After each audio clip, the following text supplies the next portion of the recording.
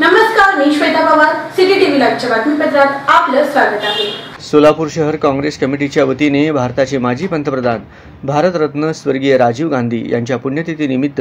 काँग्रेस भवन येथे त्यांच्या पुतळ्यास शहर अध्यक्ष चेतन नरोटे यांच्या हस्ते पुष्पहार अर्पण करून अभिवादन करण्यात आले।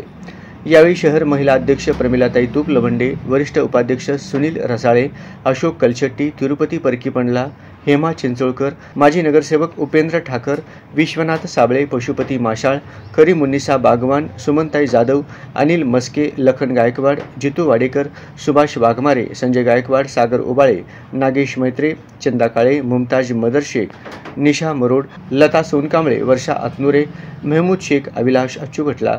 शिवाजी साळुंखे, मोहसिन फुलारी, सुनील डोळसे, अक्षय थोरात, मेघश्याम गौडा, बाबूलाल जाधव, प्रियांका गुंडला आदी उपस्थित होते।